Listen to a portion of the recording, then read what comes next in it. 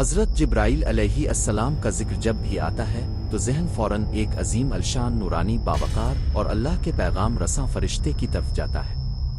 ان کا تذکرہ انسانوں کی تاریخ میں سب سے اہم کڑی ہے، کیونکہ وہ صرف ایک فرشتہ نہیں بلکہ وحی کا امین، آسمانوں اور زمین کے درمیان پیغام کا سفیر اور اللہ کے خاص و مقرب ترین بندوں میں سے ایک ہے۔ ان کی ذمہ داریوں، واقعات، مشاہدات اور ان کی قربت کا بیان اتنا وسیع اور عظیم ہے کہ الفاظ کم پڑ جائیں، مگر دل چاہتا ہے کہ ان کی داستان کو مکمل محبت، احترام اور عقیدت سے قلمبند کیا جائے۔ حضرت جبرائیل علیہ السلام کی تخلیق کب ہوئی، اس کا ہمیں درست وقت تو معلوم نہیں، لیکن یہ بات طے شدہ ہے کہ وہ انسان کی تخلیق سے بہت پہلے پیدا کیے گئے تھے۔ وہ نور سے بنائے گئے، یعنی ان کی اصل مٹی، آگ یا پانی جیسی کسی مادی چیز سے نہیں، بلکہ ایک ایسے نور سے ہے جو خالص اور لطیف ہے، جیسا کہ فرشتوں کی فطرت ہے۔ جب اللہ تعالیٰ نے تخلیق کا آغاز کیا تو سب سے پہلے نورانی مخلوقات یعنی فرشتوں کو پیدا کیا گیا، اور انہی میں حضرت جبرائیل علیہ السلام کا وجود سب سے نمایاں اور اعلیٰ تھا۔ جبرائیل علیہ السلام کی سب سے بڑی خصوصیت یہ ہے کہ وہ وحی لے کر آتے تھے۔ دنیا میں جتنے بھی انبیاء آئے، سب تک اللہ کا پیغام جبرائیل علیہ السلام کے ذریعے پہنچا، چاہے وہ حضرت نوح ہو، حضرت ابراہیم، حضرت موسیٰ، حضرت عیسیٰ، آخر میں حضرت محمد صلی اللہ علیہ وسلم، سب پر نازل ہونے والی وحی جبرائیل ہی کے ذریعے پہنچی۔ وہ اللہ کی جانب سے وحی کو سنبھالتے، اسے سمجھتے اور پھر نبی تک من و ان پہنچاتے۔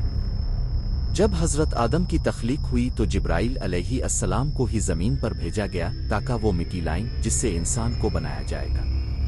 انہوں نے زمین کے مختلف حصوں سے مٹی اکٹھی کی۔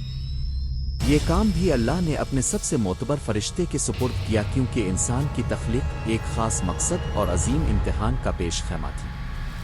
جب حضرت آدم کو جنت میں رکھا گیا اور پھر ابلیس کی سازش سے زمین پر بھیجے گئے تو وہاں بھی حضرت جبرائیل علیہ السلام کو کئی مواقع پر بھیجا گیا تاکہ وہ انبیاء کو اللہ کا حکم، رہنمائی اور وحی پہنچائیں۔ ہر نبی کے ساتھ ان کی قربت اور رابطہ رہا۔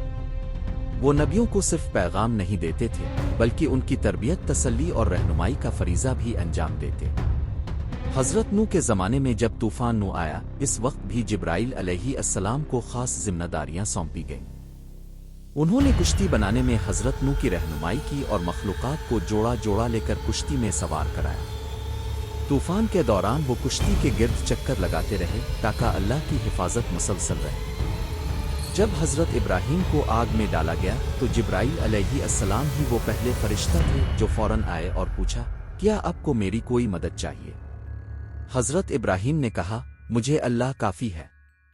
جبرائیل یہ سن کر واپس چلے گئے، مگر ان کے دل میں ابراہیم کی توکل اور یقین کی گہرائی گھر کر گئی۔ یہ لمحہ جبرائیل کے لیے بھی ایک درس تھا کہ اللہ پر یقین کتنا کامل ہو سکتا ہے۔ جب حضرت موسیٰ کو خواہ طور پر اللہ سے ہم کلام ہونے کا موقع ملا تو اس سے پہلے بھی جبرائیل علیہ السلام ان کے ساتھ رابطے میں رہے۔ انہوں نے موسیٰ کو فرعون کے خلاف کھڑا ہونے کا حوصلہ دیا، جبکہ وہ خود ایک ڈرپوک اور محتاط انسان تھے۔ وہ موسیٰ کے ساتھ رہے، ان کی زبان میں روانی لانے کی دعا کی منظوری میں بھی ان کا دخل تھا۔ حضرت عیسیٰ کے ساتھ ان کا تعلق بھی گہرا تھا۔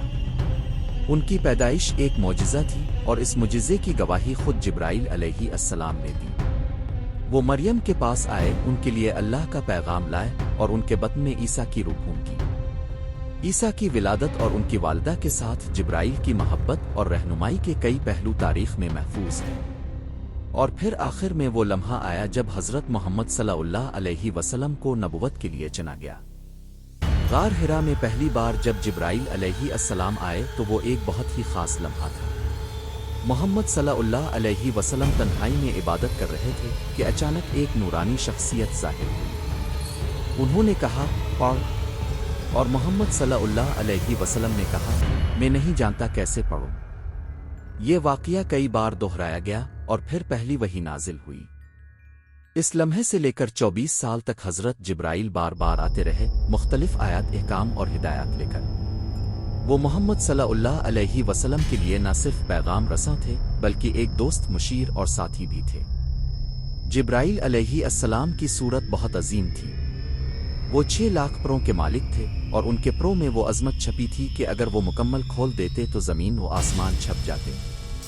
ایک بار محمد صلی اللہ علیہ وسلم نے ان کو اپنی اصلی صورت میں دیکھا تو زمین کانپ گئی، ہوائیں رک گئیں، اور وہ منظر ایسا عظیم تھا کہ انسان کی بینائی کمزور پڑ جائے۔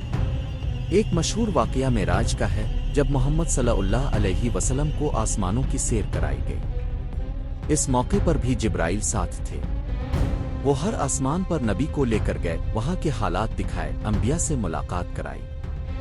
جب وہ صدر المنتاؤ تک پہنچے تو جبرائیل رک گئے۔ نبی نے پوچھا، تم آگے کیوں نہیں آتے؟ جبرائیل نے کہا، اگر میں ایک بال برابر بھی آگے بڑھا تو جل جاؤں گا۔ یہ مقام صرف اب کے لیے ہے۔ اس لمحے جبرائیل کی عاجزی اور اللہ کی حدود کا احساس عروج پر تھا۔ جبرائیل کی ذمہ داریاں محض وحی تک محدود نہیں تھیں، وہ اللہ کے حکم پر جنگوں میں بھی شامل ہوتے۔ بدر کے میدان میں وہ فرشتوں کی ایک جماعت لے کر آئے جنہوں نے مسلمانوں کی مدد کی۔ ان کی موجودگی نے میدان جنگ کا نقشہ بدل دیا۔ وہ ہمیشہ نیک لوگوں کے ساتھ ہوتے اور بدی کے خلاف ایک نادیدہ قوت کے طور پر لڑتے۔ جبرائیل علیہ السلام اللہ کے سب سے معزز فرشتے ہیں۔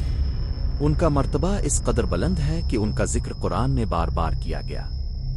وہ ہر عمل میں مکمل اطاعت کے ساتھ شریک ہوتے۔ ان کی عاجزی، اطاعت اور وفاداری ایک مثال ہے۔ وہ نہ کھاتے ہیں، نہ سوتے ہیں، نہ تھکتے ہیں۔ ان کی پوری زندگی اللہ کے احکامات پر عمل کرتے ہوئے گزرتی ہے۔ جب قیامت کا دن آئے گا تو جبرائیل بھی ان فرشتوں میں ہوں گے جو اللہ کے حکم کا انتظار کریں گے۔